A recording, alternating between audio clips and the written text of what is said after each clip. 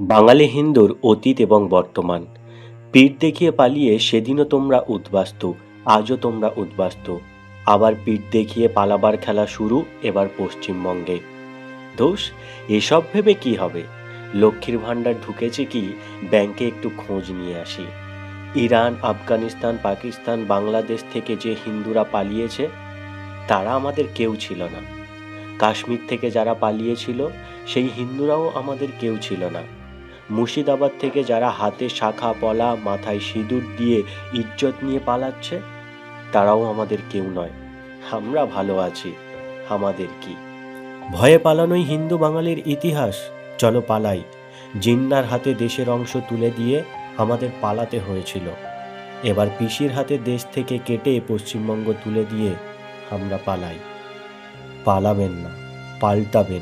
সিদ্ধান্ত নেওয়ার সময় এসে গেছে।